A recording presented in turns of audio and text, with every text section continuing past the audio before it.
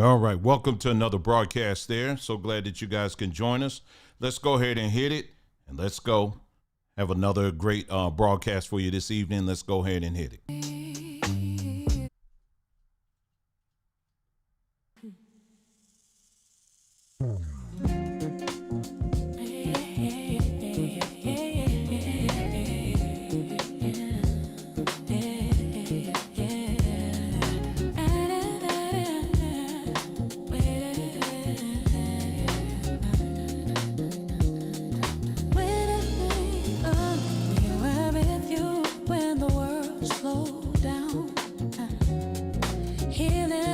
When hope ran out, from our natural medicine cabinet to your door, love and roots, that's what we're here for. Yeah. It's not just orders, it's hearts we serve. We pour our love in every hurt. When you need a little light to see, you can always lean on Samba Tree. Protect your peace, let your spirit flow. Stop the cycle, let the sickness go. We love to teach what we know and grow. You're part of the forest that helps Samba Tree to go. Protect your peace, let your spirit flow. Stop the cycle, let the sickness go. We love to teach what we know and grow. You're part of the forest that helps Samba Tree to grow. Yeah. Help Samba Tree to grow. Cuddle, yeah. Healing begins right here at home. It's okay to take time for your soul. When family was in need, we were there. Still here now, still showing care. Yeah. Samba Tree, you're part of me, I'm part of you. I'm part of you. This forest grows in all we do. Family first, that's the truth. Samba Tree. All right, welcome again to another broadcast. So glad that you guys can join us again. That's right, sambatree.com. Make sure you check it out. We still got that up to 30% off promo that's going on right now. Make sure you get on it because it's going to be a wrap. And again, we want to say thank you so much to all of those who have been participating in this promo here. Remember, we're a small business. We're not Amazon. But we are getting orders out. I know it's taking a little bit of time, but we are getting them out, okay? So believe us on that. The orders are getting out. A little bit slower than what we would like to see, but nonetheless, we're getting them out, okay? So, but we do appreciate each and every one of you and your participation in that. And that's right, you are part of the helping the Samba Tree to grow. We got a lot of exciting things in store for 2026. And we can't wait to sit down and share them with you. And so we're going to do that very soon. Also, I will be doing updates on our series. I remember the series that we did, the brain series that we did. I didn't forget about that. Again, we're just getting settled in here. If you were to see this room I'm in right now, I got stuff all over the place. I'm still getting reorganized and doing all kinds of stuff here, but yeah, this weekend. So go over to our Samba Tree YouTube page. Make sure you check that out. We're gonna be uploading a bunch of stuff on here. And what's the question I'm gonna ask? What's the question I'm gonna ask tonight? Have you been doing your breathing exercises? I'm gonna keep asking that until you get it, until you guys take it seriously. Those breathing exercises, I'm telling you, they are a game changer. If you're looking for a way to kind of reset yourself, to get in a place of peace, to get your focus sharp. If you're looking for a way to do that, it's absolutely free. You ain't got to charge anything. And no, you're not worshiping any kind of God or deity or inviting demons to come in. Okay, none of that is happening at all.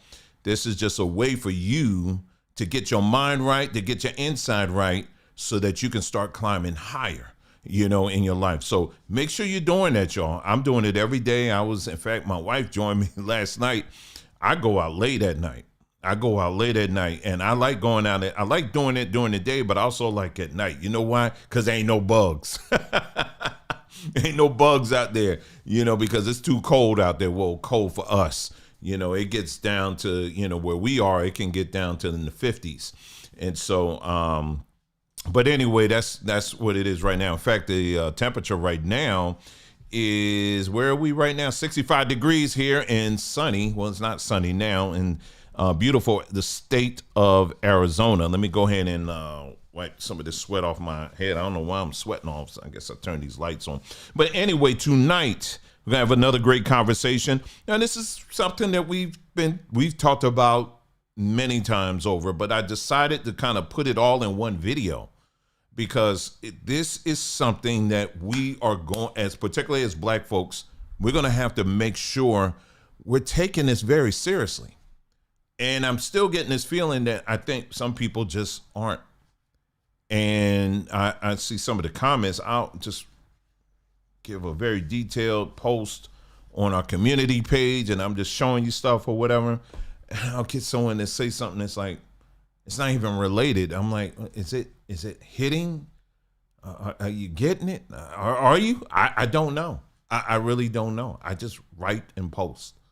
And and we, like I told you, we're going to be staying on this topic because 2026 is the year that we're going to see all of this amplify, this pro-Zionist thing amplify. And, if you are a black American, and tonight it's not going to we're not just going to be talking about black Americans, but even people on the continent of Africa, at least some people in Africa, as well, and how this impacts you. And I don't know if I forgot the subtitle I gave this video, but I think I said something to the effect of the forgetfulness of black folks. And what we're going to see tonight is just that. And this is why I spend the time I do going over history. And I know a lot of times I sound like a broken record when I'm talking about these things, but I do it because based on what I'm seeing, it's like it just doesn't land. And I am pleading with folks to make sure you remember these things instead of just falling for something else. We got a tons of video clips I'm going to show you, and I'm just, I just don't know. I just don't know. Let me pull it up here. Let me get to our community page here. Hold on for a second. You hear that motorcycle out there, and they be racing and everything else out here, man. It's crazy. I can hear it through the microphone here. I don't know if y'all can or not. Anyway, let's go here. Let's see. I'm gonna go to my channel, and then I'm gonna go to our post here. Just giving you some quick things here. What we're looking at here is things I posted since the last time we were together here.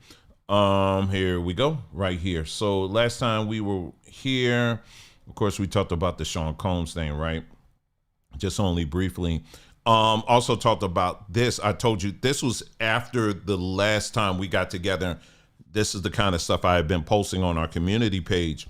I said, as I told y'all on the most recent broadcast, we're going to stay on Turning Point USA and all other organizations who are actively pushing this massive pro-Zionist agenda on black folks. And I said, Church of God in Christ, you heard? Because what I'm going to show you tonight, Church of God in Christ is fully on board with pushing this agenda. And there's a link here. If you didn't click on it, it shows you all. Remember, I told you about all of these churches that flew to Israel recently to sign this proclamation that they would literally be agents of the state of Israel. And when I looked at the list, I wasn't really shocked at all, but the numbers of churches that was on there, but it was quite interesting to see quite a few black churches that were on there as well. Cause I was looking at all the videos. I only saw like a couple of black people there, but there's a lot of black major churches that have signed up on this. And what does it actually mean? So we talked about that. Make sure you look at this. This one here, this was talking about, this whole push now, is coming from Turning Point. They got Charlie Kirk's book that they released, and how they're spinning this whole thing that he was a diehard for Israel, and even though there's evidence out there that shows that he was directly the opposite. And but they're pushing this thing out here that he was for this. And in this book that he has coming out, that they have coming out, the title of it, I think I have it somewhere here. It's called Stop in the Name of God, Why Honoring the Sabbath Will Transform Your Life. And they are really pushing this whole agenda about getting people to basically to fall into this Judaic construct, to get even deeper in it. And so they're using this thing, the Sabbath, as a way, as an entry point. And of course, the death of Charlie Kirk to really push it that, yes, people all over the world, you need to start observing this Jewish time of rest. And, you know, and you got people all over who push this thing, like the Sabbath. Again, as someone that came out of, you know, us, my wife and I came out of the Hebrew Israelite movement, the Sabbath is a very critical thing that you must observe, because if you don't observe it according to them, you are in danger of God's judgment. Never mind the fact that I was the one that kept raising my hand. I was like, well, you got people who work on those days. How does that work? Because it makes sense in that story in the Bible, but in the real world, you do got people who work, people got to do things and, you know, whatever. How does that work? And, you know, I never got a straight answer off of that. And then you have all the feast days and all that kind of stuff. So anyway, so what I did in this post, we actually talked about the origin of the Sabbath. And if you think that the Sabbath started by in the Bible, you would be grossly misinformed on that. And what we did was we basically took you through a historical kind of quick journey here, telling you where the Sabbath, the inspiration of the Sabbath actually came from. And it did not start with the Bible. It did not start with God speaking with an audible voice to Moses and telling him how to do this or whatever. No, these practices were going on in Mesopotamia. They were also going on all throughout Babylon for a very, very long time. And it wasn't until these Jewish or Hebrew people, whatever, you know, some people trip, I'm not Jewish, I'm a Hebrew or whatever. I don't care. The people in the Bible, let's just say that. They will actually believe that everything started in the Bible. It did not. It actually started, again, you got this thing called syncretism, where you had these different religions, these different cultures, that were borrowing from each other, you know, and that's where this comes from. So basically, when you look at Judaism, and I go on to say Judaism is and of itself is a reimagined lunar cult when you look at it. And don't take my word for it. Look at the facts yourself. I mean, it's just what it is. So we talk about that very briefly in there, but I would encourage you to look into this even further on your own.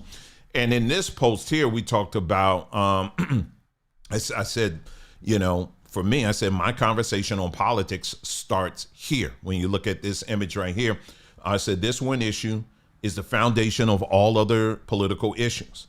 Once you understand this very simple point, you will save yourself hours of arguing and debating left versus right, fruitless issues.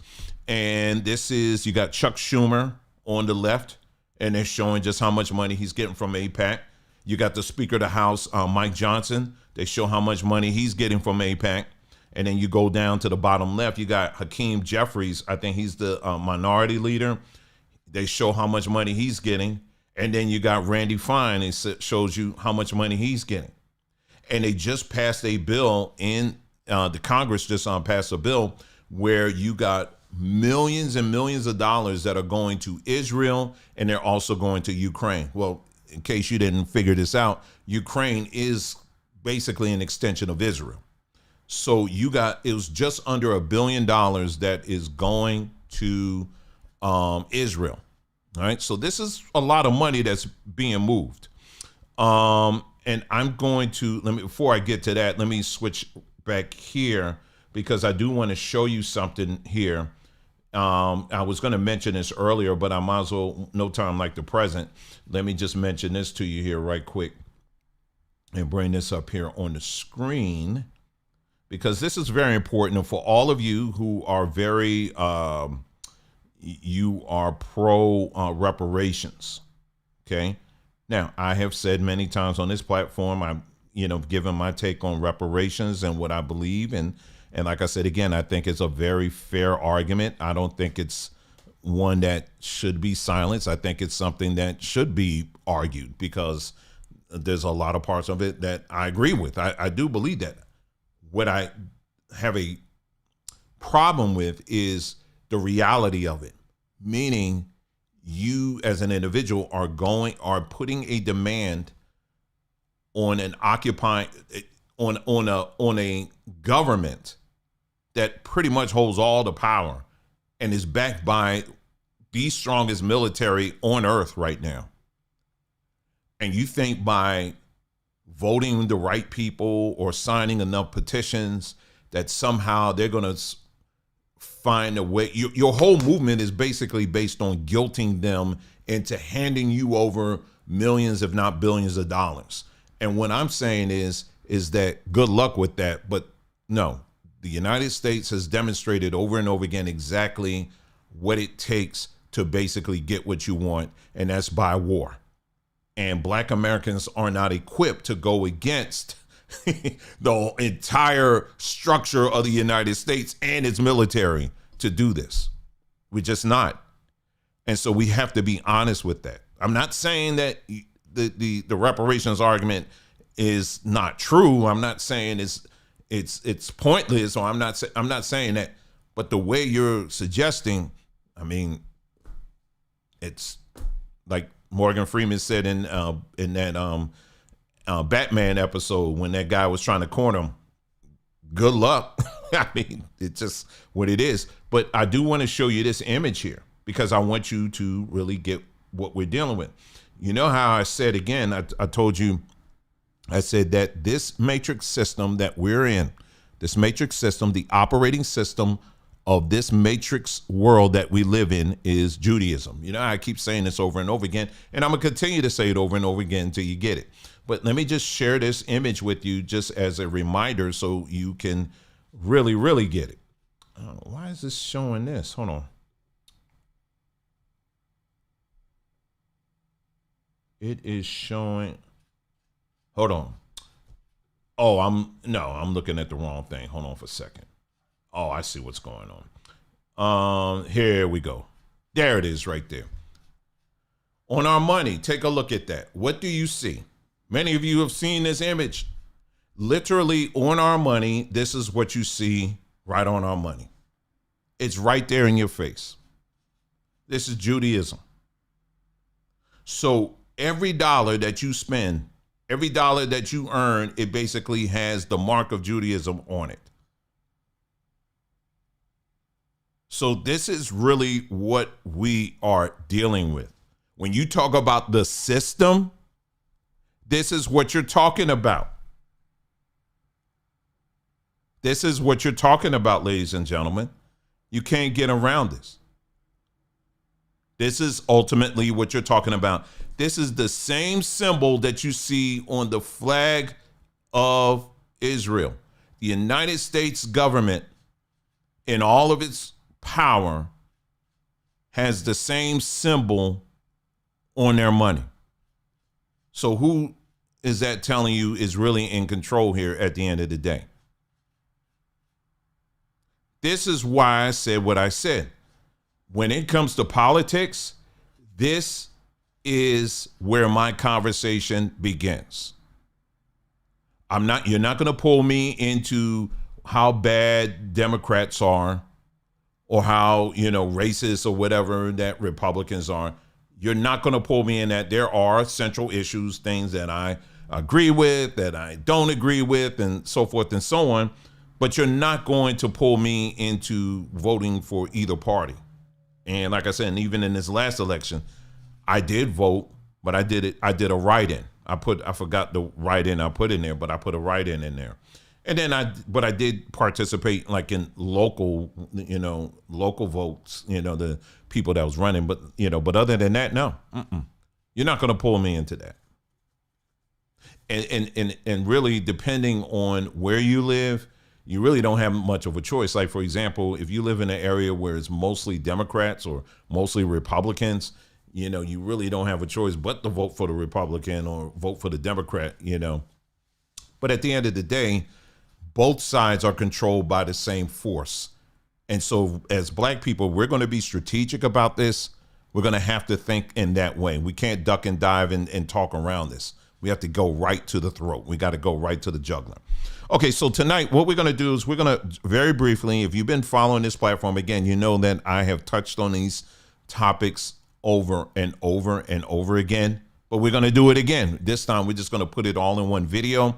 That way it makes it a lot easier for people, if you want to share it or whatever, you got this video here. So what we're going to do is we're going to take a journey, if you will, through recent history, actually, of how, when I say black folks in tonight's context, I'm not just talking black Americans. I will also be including in that Africans as well. So for our conversation tonight, when you hear me say black folks, that's what I'm talking about. Okay.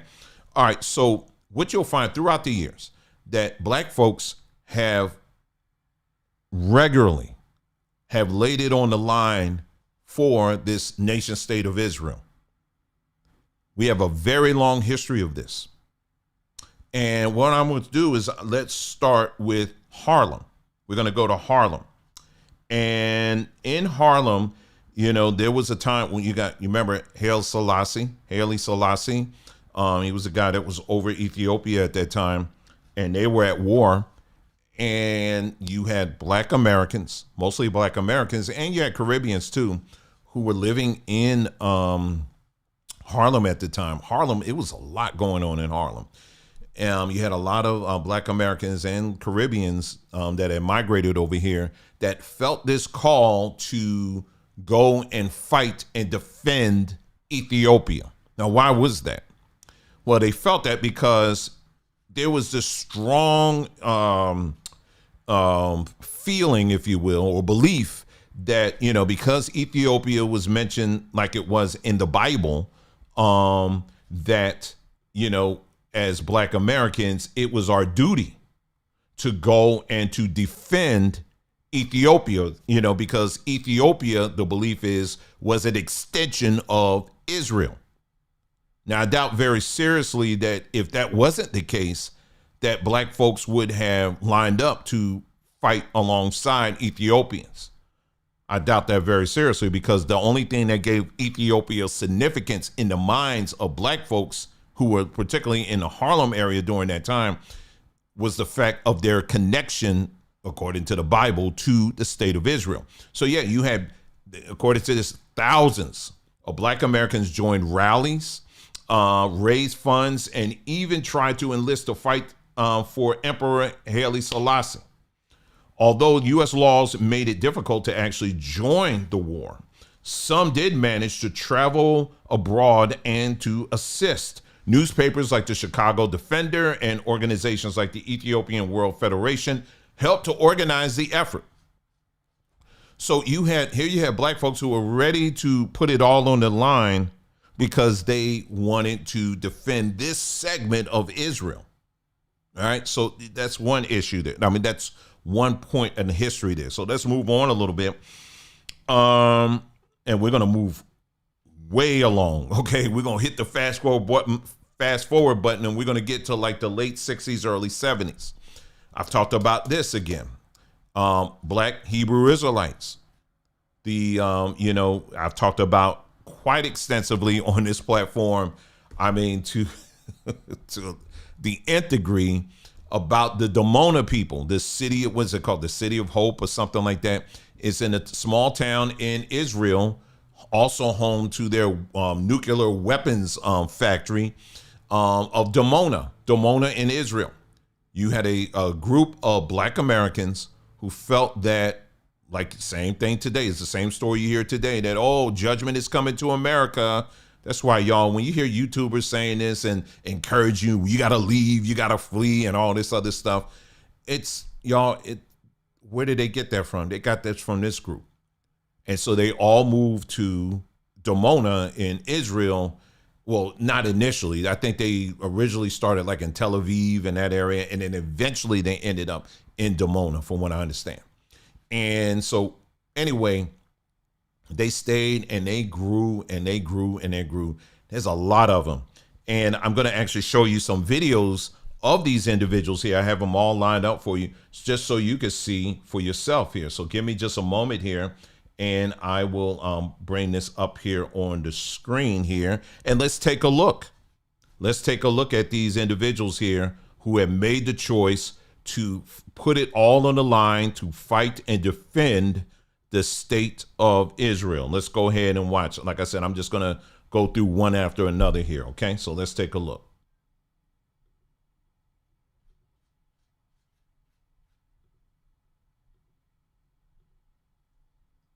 Sorry. Some fascinating people today, no exception. He made history by becoming the first black American war hero in the history of the Israeli military. In a new book titled Black and Bulletproof, Marcus Hardy tells his story of how he broke the bonds of an LA street gang to travel the world and become an international trailblazer.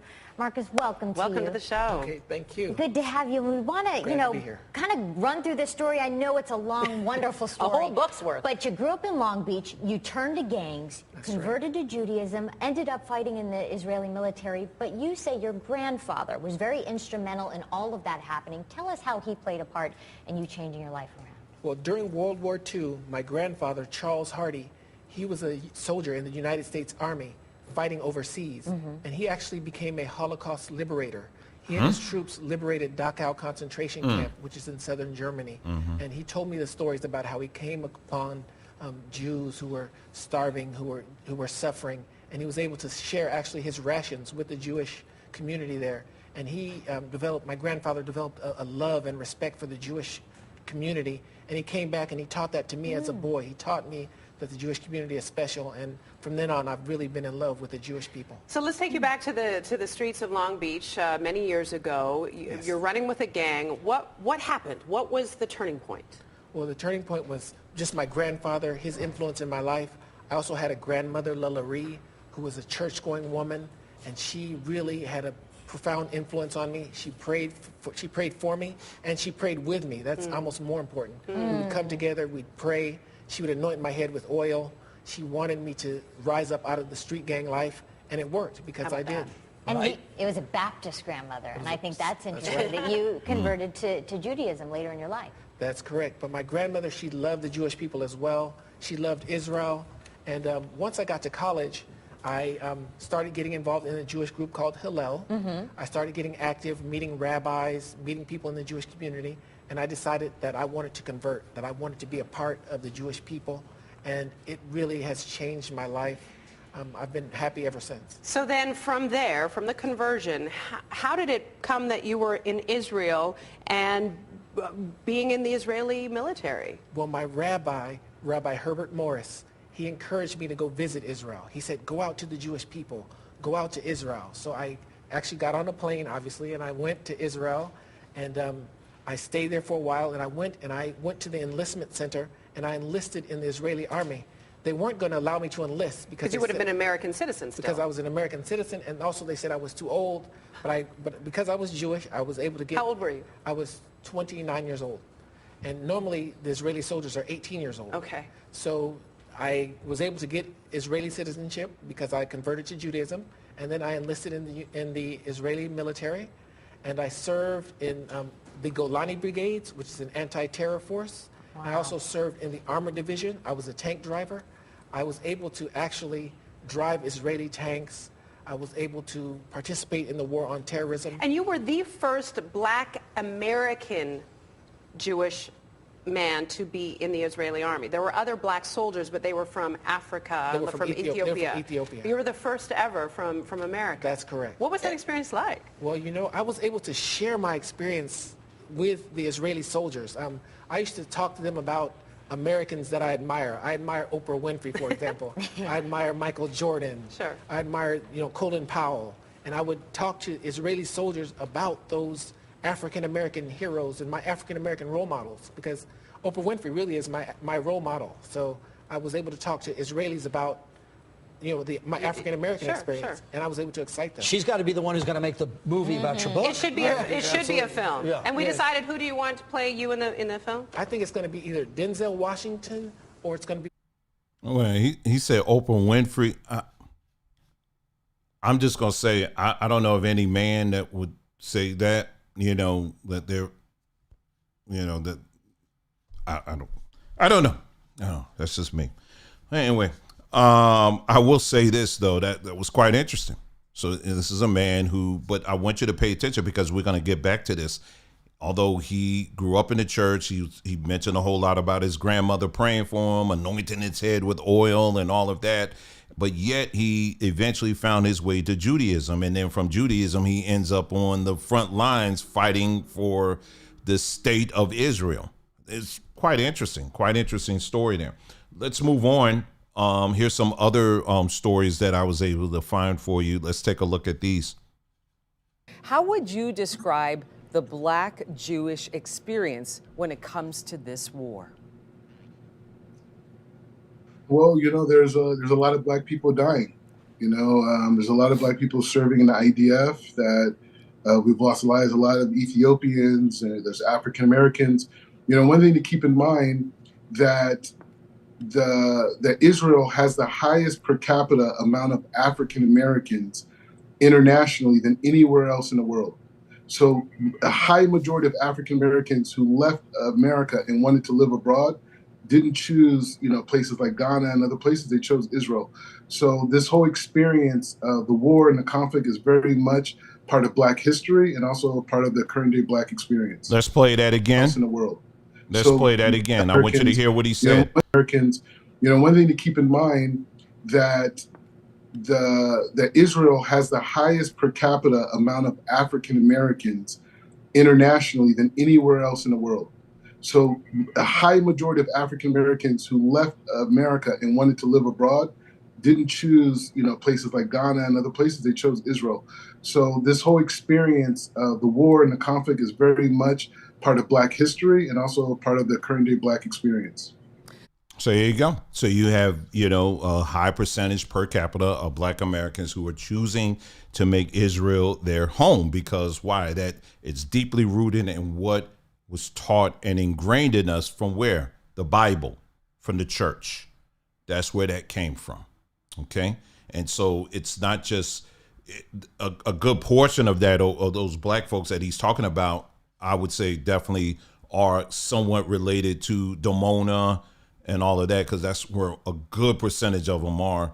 But then you got some other ones that have, moved over there as well. So it's quite significant, according to him, what he's saying there. Let's move on. Here's another video of one of those members of the Damona group over there fighting for the IDF. Let's take a look at this one. I'm serving in the Air Force. I've been in the Air Force now for about 2 years and 3 months. Right now I'm serving as a mechanic. We go out on different assignments out in the field. I normally drive Army truck, just carry equipment, or even if it's a Jeep. That's it, basically. That's my daily Army life.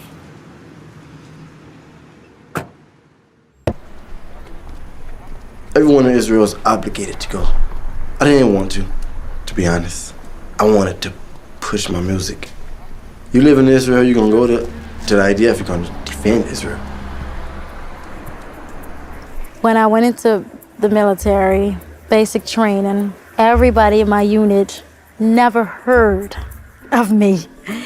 They wanted to know, where was this Black girl from and why was she speaking English and Hebrew mixed? They couldn't understand it. So the first time they told me I had to go and fire a gun. Oh my God. You don't even have play guns around here. We don't use any kind of weapons, The guy told me this weapon is nothing but a piece of metal. And what makes it dangerous is the person that holds it. So I said, exactly, it's a piece of metal. And I have to do what I have to do.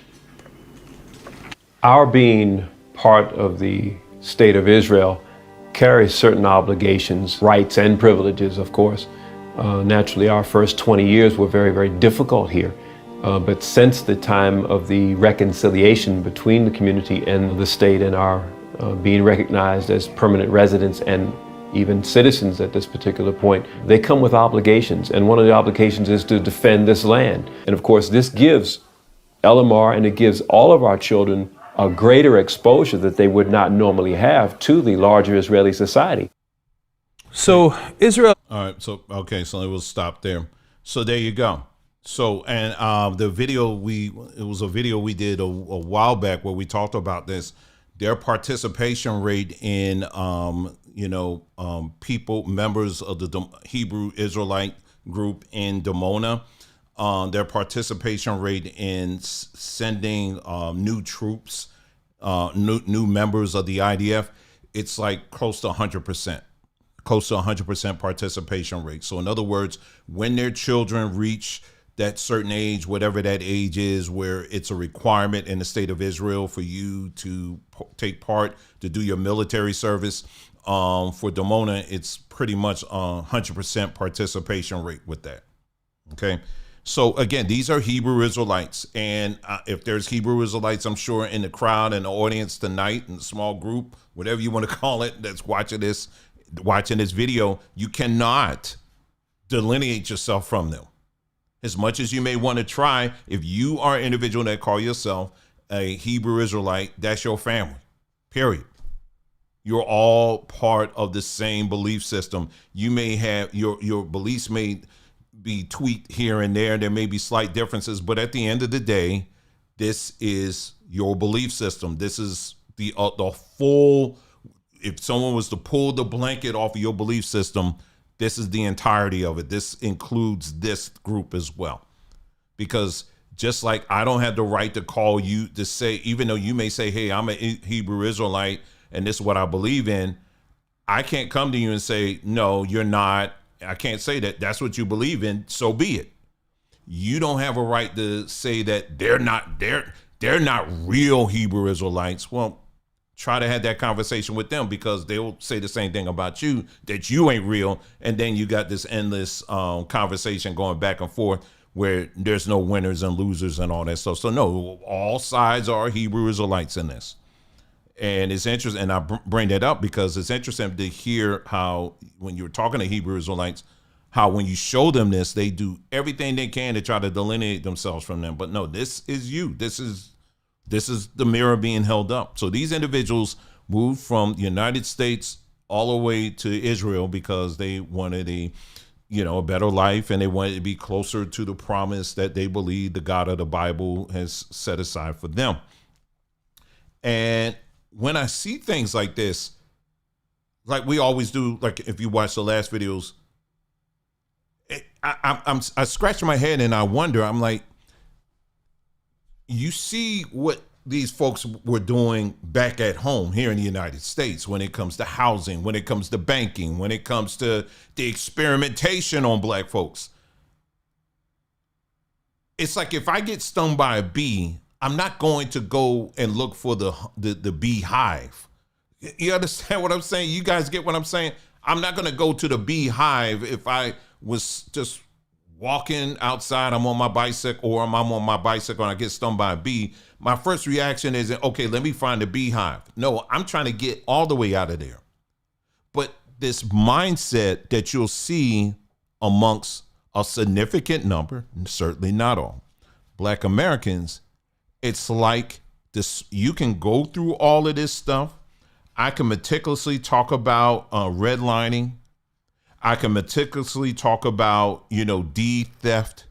I can meticulously talk about, slumlords. I could talk about the experimentation that some of these people participated in towards black folks. It doesn't even matter. You can show them all of that, but at this end of the day, these people will still get on a plane and go lay down their lives for these people. It's really something, but I don't understand what I'm saying. I do have a great sense of a great sympathy for these individuals, or individuals like this, because one, I was there, not in this group, but there was a time where I was like, yeah, I think that's a great thing. I mean, to one day be able to, we all come together and all that. I believe that. You understand what I'm saying? But also too, I understand this when I'm talking about when I'm talking about the Matrix or the Matrix system, I'm not talking about a movie. I'm not just throwing words around. We are literally living in a construct right this second that was designed and inspired by these individuals. So when we look at, as black folks, when we look at a lot of the things that we have been experiencing that are negative, that we've been going through and all of this other stuff, but yet somehow the system has convinced you to look everywhere else but them. There's a problem with that. And what I'm here to do is try to wake you up to see the whole picture. And so these individuals, so you leave what these folks already been doing in America, and then you go right straight to them in a much deeper level. And it's just really something to see. And that's Black Americans. But, they mention you have Ethiopians, because you've had Ethiopians, according to the Bible, were also part of the promise and all that kind of stuff. They also are a branch of Israel and all that, right? Even though historically all of Africa was referred to as Ethiopia. And it's just what it is. It wasn't just this little tiny corner that we call Ethiopia today. All of Africa was referred to as Ethiopia. In fact, when you look at the old maps, and I've mentioned this and even showed you this many times, when you look at old maps of Africa and you look at the west coast of Africa, where you have the ocean right there. In today's maps, it says the Atlantic Ocean. They actually used to say the Ethiopian Ocean. So all of Africa at one point was Ethiopia. So I'm saying that to say, so when the Bible is making reference to Ethiopia, the overwhelming majority of people in their minds, they think of this little tiny place, but in reality it's all of Africa, or just about all of Africa. Okay. So I just want to mention that. What was it going to? Oh, so speaking of these Ethiopians, I could bring you up many videos. Only reason why I'm not playing them is because they got like copyright music on it. So I can't play, but you can go on TikTok, you can go on YouTube, you can go on Twitter. You're going to find all kinds of Ethiopian soldiers that are out here dancing. They IDF soldiers, they're dancing, they're doing their thing and all of that. And yeah, we're going to take out some Gaza folks and these Palestinian people, and they're dancing, hooping and hollering and all this stuff.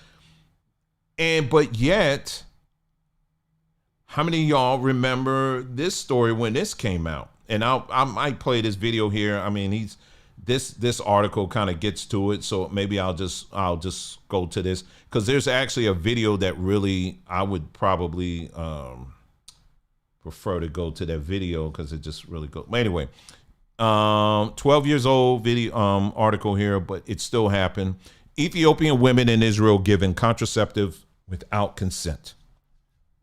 Israel's health ministry is investigating claims that Ethiopian immigrants have unwittingly had Depo-Provera jabs for years.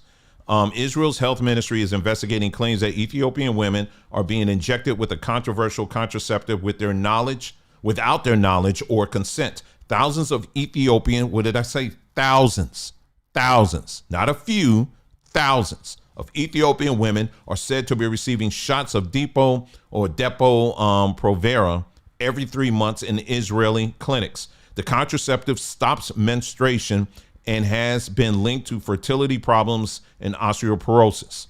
And then Yaakov Litzman, the Israel's deputy minister of health, who has previously denied the practice, will lead the inquiry, a spokesperson announced on Wednesday. The phenomenon was uncovered when social workers noticed the birth rate among Ethiopian immigrants halving in a decade.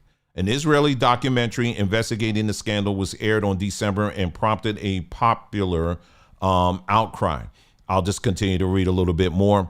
It revealed that women were were started on a course of contraceptive jabs while still in transit camps in Ethiopia. Some without being told they were being given birth control, and many having no idea of the side effects. When they eventually arrived in Israel, doctors continued their treatment unquestionably. But the critical question remains unanswered as to who instigated the policy, which neither Israel or Ethiopia willing to claim responsibility.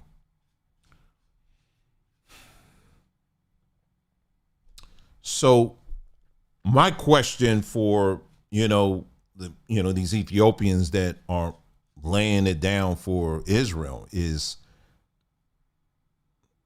there's no pushback on any of this? I mean, that's just a big whatever.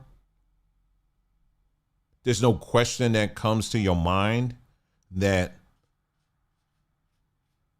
why would I fight for a country that did this to my people?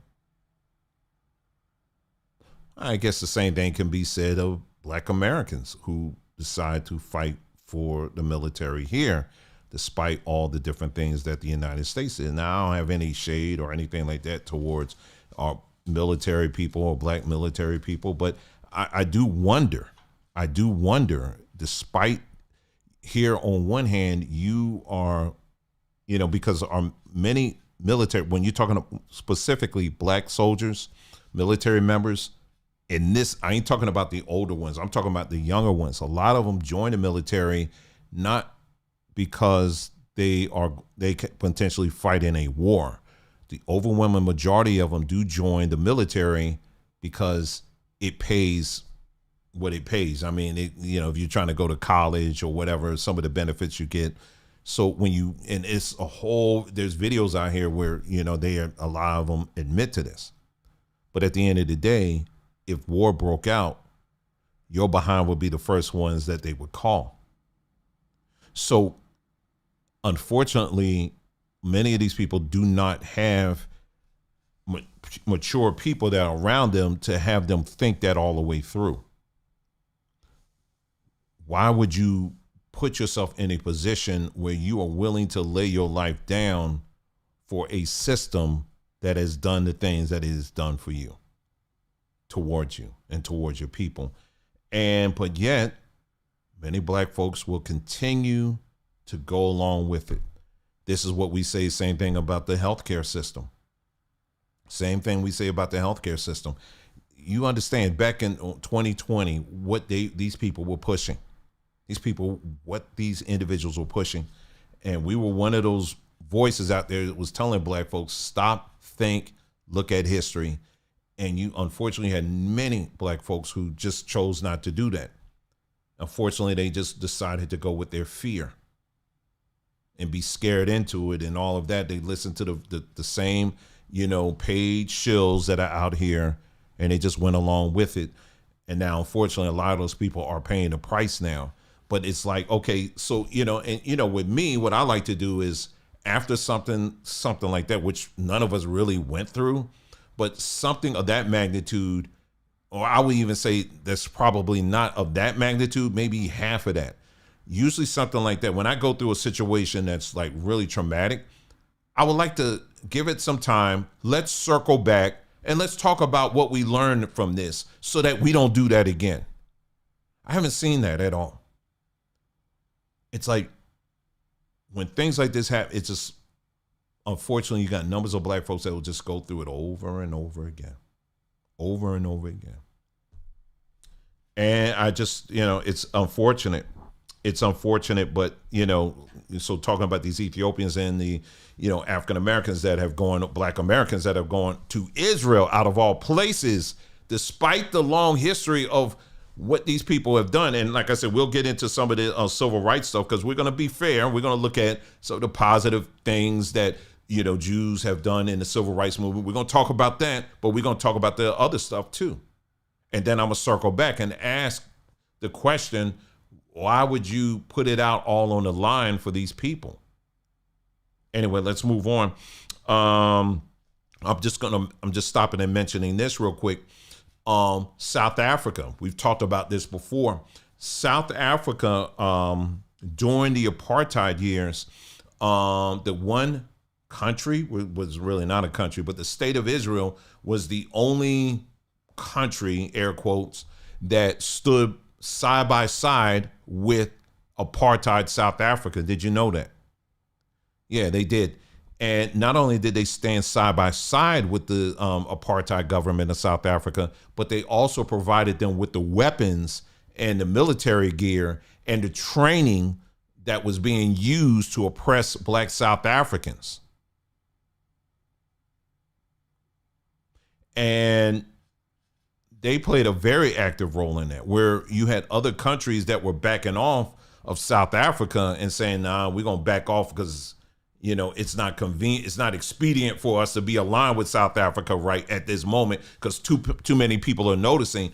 Israel stood side by side with Africa, even though South Africa, even though publicly they were coming out and saying, no, what they're doing, we condemn what they're doing. Privately, they were doing all kinds of trades and stuff with the apartheid government of South Africa during that time.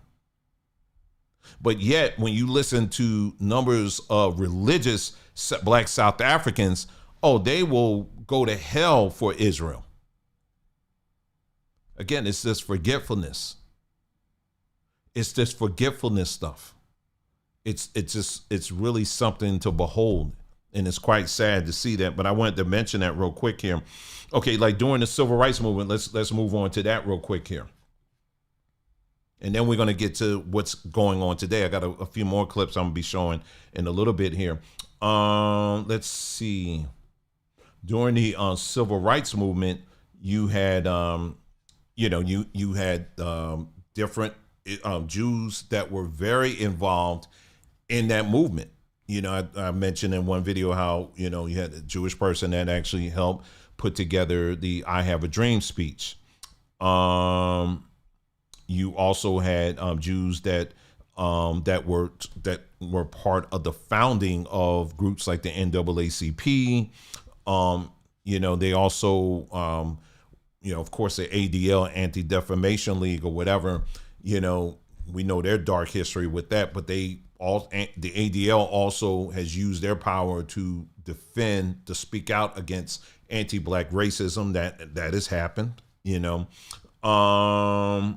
You had Jewish college students that took part in the Freedom Rides. The Freedom Rides, that's when you had college students that would get on buses and they would go into the South and all of that. And you had numbers of Jewish students that sat side by side with black people on those buses. You had Jews that have donated a lot of money to groups like CORE or SNCC, that's a Student Nonviolent Coordinating Committee, and SCLC. You had Jews who've given a lot of their lend their lawyers to help argue cases on the behalf of black Americans. And so Jews have done quite a bit in this whole thing, that black people were fighting for, right? So we can acknowledge that, and we need to, because that's part of history. But we also have to acknowledge the other parts as well. And I've just mentioned them earlier as far as like housing, redlining, and all of that. We've talked about many times, many of the those lunch counters that black folks were being rejected at were lunch counters that were in stores that were owned by Jewish families. We got to talk about that too. That was also part of history. When we could talk about, slavery, of course, how many of us ended up over here in the first place. Those ships, many of those ships were owned by them. The type of, one thing I haven't touched on in a while is the brutality of the torture that took place with Africans that were brought to Brazil. I have a whole account of that. The brutality, it was worse than how black folks were being treated here in the United States. The brutality in Brazil, it was horrible, horrible. And a lot of this was done at the hand of Jewish slave owners. So we could talk about that too. So again, their narrative is that they play all sides of everything. So yeah, they've done some good things or whatever, but they've also done these other things too. But unfortunately, what happens is in the mind of a lot of black folks, we just focus on the good part. And then the other part, we just say, oh, well, God will figure that out. No. No, we need to talk about all of this. We need to deal with all of this stuff here. So that's definitely something that, that black Americans, we just overlook these things. We don't look at this stuff. We don't talk about this stuff. And this is why today you have many black Americans who are, they may not be ready to get on a plane and go to Israel, but they do have a special place in their heart for Israel. And where did that come from? Well, that came from what they get in the church, what they're being taught every Sunday. We gotta, he'll bless those that bless thee and curse those that curse thee or whatever. Many of us have people in our own families. A lot of times there's older members in our family who do, like this guy that I played earlier, was saying that how his grandmother, she just really loved Israel. Well, where did she get that from? She got that from the church. And black churches in particular, have oftentimes have really pumped the volume up in terms of the importance of protecting Israel and Jews. When we talked about the origin of the Hebrew Israelite movement, I've told you that they were not all their funding. I'm not going to say that because that's not true, but they were getting funding. The earliest Hebrew Israelite group, which started in Harlem, New York, they were getting funding from local synagogues. They were getting funding by it. So this system that you're in is greatly funded. It started off with the money of Jewish people. And this was commandment keepers, the early stages of commandment keepers. Then you had, what was it? Then I talked about how there a lot of these groups or synagogue, because see, Hebrew Israelite belief system, it was a combination of church, charismatic church and Judaism at that stage. And it was mostly women. We read the whole account of that. So it was a majority women. But anyway, they, as Jews were moving out of Harlem, they were leaving their synagogues there, of course. So you had black Hebrew Israelites that were moving into these synagogues. So there was a very tight relationship. Then on top of that, then you look at music, when it comes to jazz music and some of these other things, Jews always have stayed pretty close to black culture. So that's why, despite whatever, you'll find that in black culture, it was built in for us to have this spot in our heart for these people, despite all the other stuff. And like I said, this is something that we're going to have to address, this whole situation, and not just look at one part and stop looking at these people like they're family.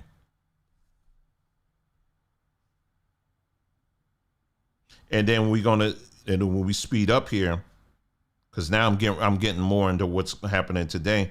You got like I told you, IUIC, for example, they call themselves Israel United for Christ. Now you may say, well, but they claim to be the real Jews. They are claiming to be the real Jews. Yeah, they can claim all they want, but what their job is, like I told you, they are the street muscle for Judaism. In other words, they go out there and they basically preach the message that one day a Messiah is going to come and all nations are going to bow down to this Messiah.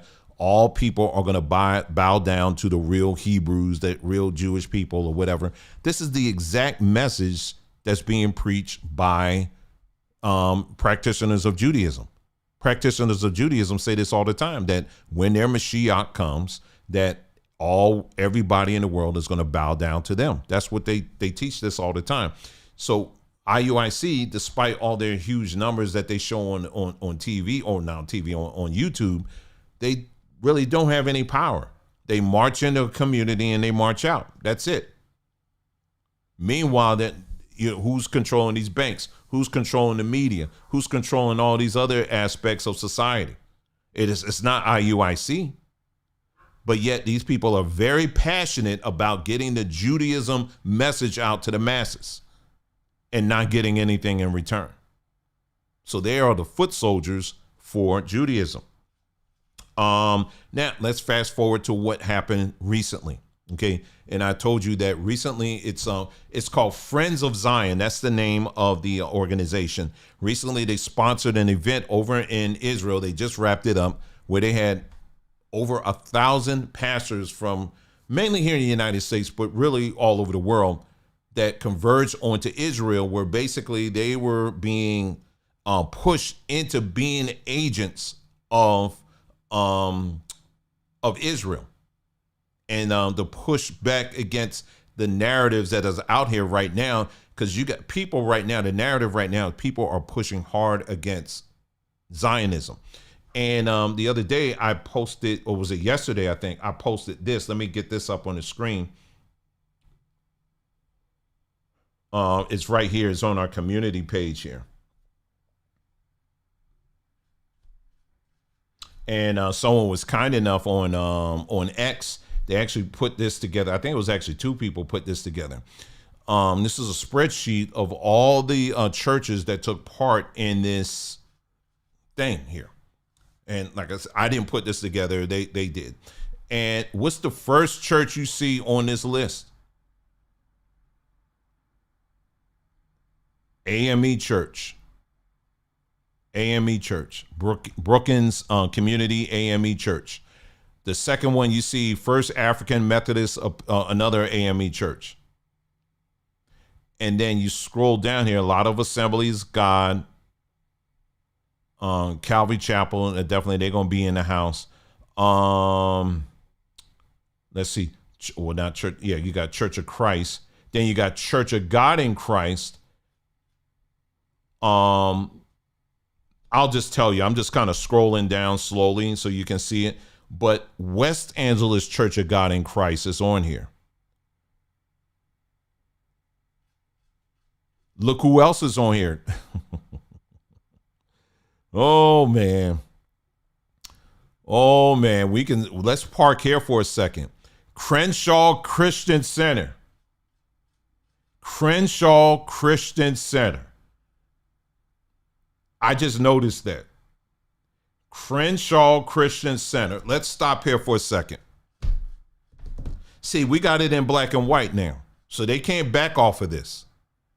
Crenshaw Christian Center. Now, my memory is 100% accurate on this.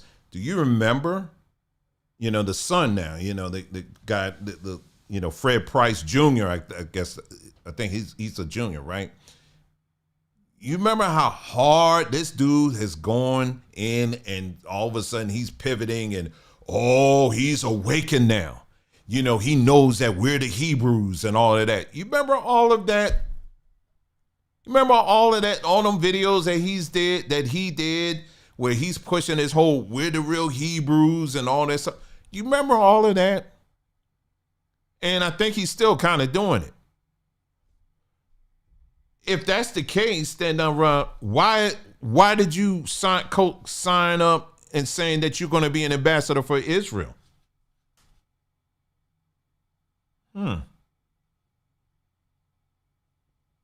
There's always more to the story, isn't it? Like I tell you, they always link you back to Israel. Always link you back to Israel. Wow. I just noticed that. I didn't see that one. But okay, let me go on here. Let me see.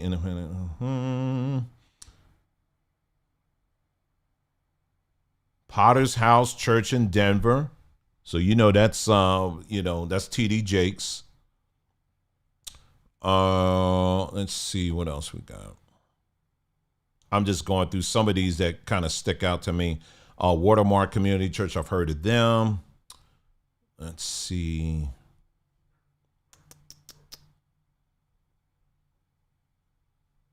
This is quite interesting here. But anyway, I got the list here. But West Angeles Church of God in Christ, they're on here as well. Now, the reason why I mention them is because of the fact West Angeles Church of God in Christ, that's considered like the main church. So if West Angeles Church of God in Christ is on here, that means all of Kojic is in on this as well.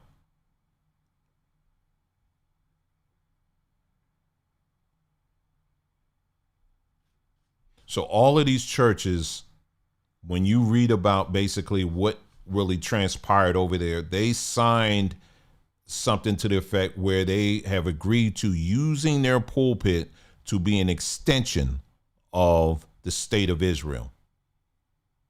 And they're going to use the Bible as a way to justify it. Look at all of these churches, y'all. Look at all of these churches. All of these churches have signed up, and they said that our pulpits are going to be an extension of the state of Israel. Basically, like someone brought up, if that's the case, you need to sign up to be, I forgot what the exact word for it, but basically, if you're going to be an agent or an ambassador or whatever of a foreign nation, you need to register for that. That's really what should happen if you're going to do that. But this is what's happening. So you got black churches doing this now. Let me show you. Let me pull up these videos here and just showing you some of the black folks here that are lining up to push the narrative here. It's a pastor right here. His name is Pastor Mark Burns. And I want you to take a look at just how these pastors, you can see writing in 4K right here, how these pastors are being used to push the Israel narrative. Now, in this case, he's talking about Ukraine. But remember, I told you, Ukraine is just an extension of Israel. But I want you to take a listen to this pastor and just how passionately he is in pushing the narrative of this whole thing here, this system. Take a listen. Well, first of all, to the people of Ukraine, my message to you is loud and clear. You are not alone. You are absolutely not alone. We are 100% in the fight with our brothers and sisters in Ukraine. The United States of America is 100% behind you. I am 100% behind you. People like Representative Joe Wilson here in the U.S. Congress, all are behind Ukraine 100%. You have allies here, and we are going to fight all the way to the very end. I believe we're very close to an end. We are going to make Russia capitulate. Ukraine is not going to quit because Ukraine belongs to Ukraine. The message is very clear. But my message to the world, my message to the president, my message to Congress is real simple. Supporting Ukraine is America first. If we're going to fight Russia, we need to do it right now, stop them dead in their tracks right now by making sure Ukraine has everything that they need to defend itself. Remember, Russia attacked Ukraine. Ukraine did not attack Russia. And so the support is growing here in America. The support is growing in Congress. The support is growing in the media because we realize the enemy is Vladimir Putin and the evil of Russia. They must pay, they will pay, and we will not stop until Ukraine is victorious and that the sovereign nation of Ukraine is established. Peace, long-lasting peace, along with real security guarantees to make sure that Russia or no other nation ever do this again. Be encouraged, my brothers and sisters. Well, first of all, this is just a preview of what you're going to be seeing happening on a regular in 2026. This is just a preview of what you're going to start seeing happening. He's one of many. He's one of many here. Let me pull out this individual here. This is not a video. This is the guy that's running for governor in Florida. This him right here. Byron Donalds. Oh, I'm saying, yeah, Byron Donalds. This him right here. And he said, "We are a nation that stands for freedom, liberty, and opportunity of all Americans." Anti-Semitism will not be tolerated in the Sunshine State anywhere across America. End of story. It just amazes me that there's this great push to fight against anti-Semitism, but when I see Negroes like here, when you even suggest, okay, come out with a bill that's specifically calling out anti-black racism, they're nowhere to be found. You don't hear any voices on that, and that's both Democrats and Republicans. They both do this. Let me see what else I have here. I may have something else here.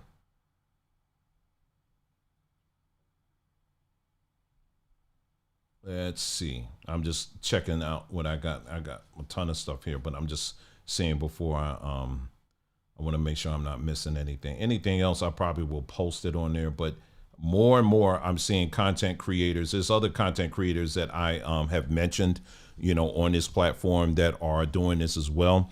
And one of the things, if like I said, just take note, particularly these black content creators that are going extra hard, against Candace Owens. Now, again, I don't care if you don't like her. Maybe you don't like the way she's saying things or how she's doing things. That's of little or no interest to me. However, what my challenge is to you as an individual, as a thinking individual, is to make sure that you are taking the time to listen to arguments from all sides of this. And then from there, you can make your choice from that. You know what I mean? Make a decision. You should treat every situation like that. You understand what I'm saying? But what I'm seeing is a lot of people who are going in on her and they're using the Bible and they're using spirit. I just sense in my spirit something that's not right and all this other stuff. Instead of actually taking the time, taking notes, listening to what someone is saying and actually saying, let me do my own investigation. A lot of people won't do that. Instead, you get caught up in the arguments and the debate stuff. You understand what I'm saying? And I'm saying don't do that.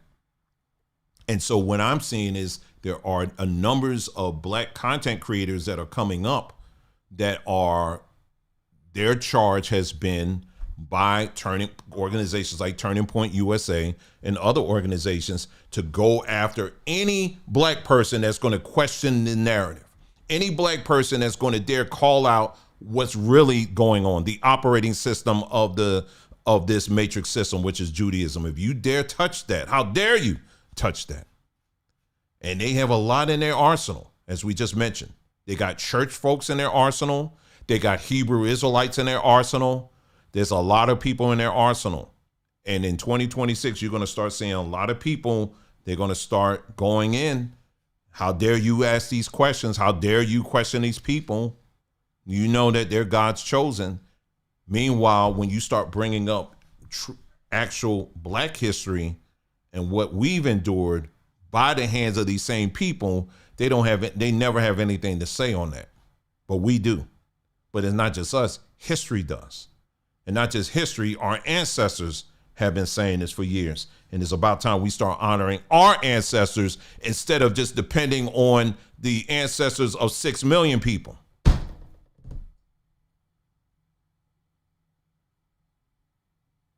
I'm going to take a long pause on that one, because you got some Negroes out here that are more reverent of 6 million people than your black ancestors and what they went through. I'm going to take a long pause on that one. So we're in the age right now, ladies and gentlemen, we're going to have to start challenging these things, and we're going to have to start asking some questions. And there's going to be a lot of people that's not going to like it. They're not going to understand it. But black folks, again, my plea, my call to you is this. You do not have to be the individual that's always laying down your life for everybody else. No more of that. You don't know more of that. They have trained black folks to be, someone that mentioned that in the comments, they have trained black folks to be everybody's guinea pig. Well, I'm going to go do it. I'll make sure I'll go fight for you. Shoot, I'm going to go. I'm going to make sure I fight for these folks. Look at my muscles. That's what I'm trained to do. That's what he called me to do, to be a defender, you know, and they will do it. Black folks will do it. And you're going to see a lot of people in the black church. They're going to be making their voices known. Even Jasmine Crockett, she's starting to come out and starting to, you know, let it be known that, you know, she was like, well Israel, we can't let go of Israel now. You know, that's our foothold and that's the country that's holding everything back, and we can't stop the funding when it comes to Israel. I mean, you know, she all of a sudden now is all coming out. Did I not tell you that? I said, you watch. You don't make it in those positions like that unless you tap dancing for a certain group of people.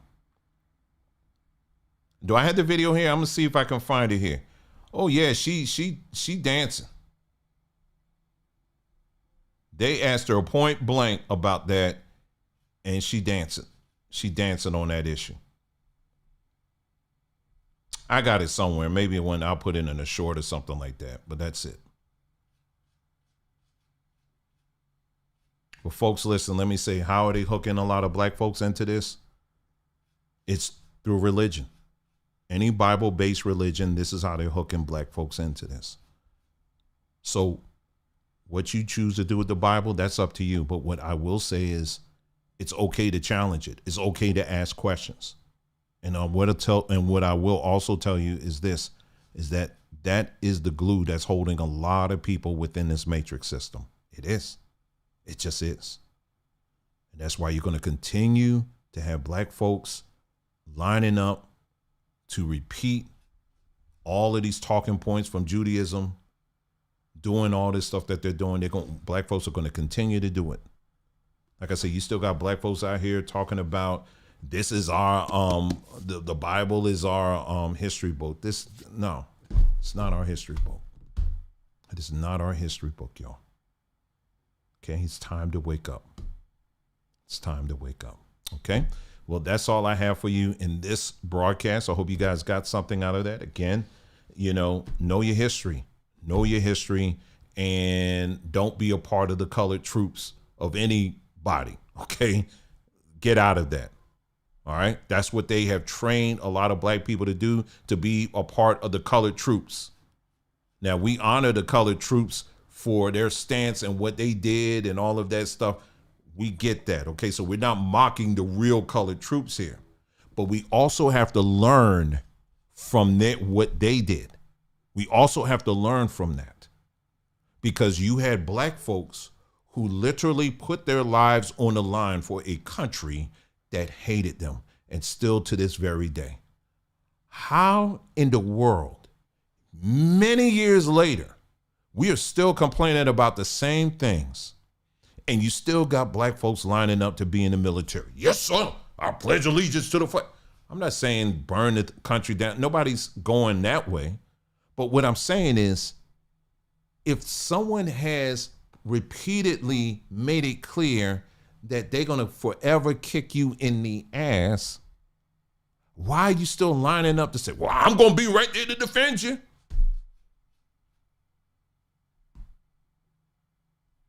Anyway, something to think about. Time to wake up. Thank you so much for tuning in. You guys take care. I'll see you again soon.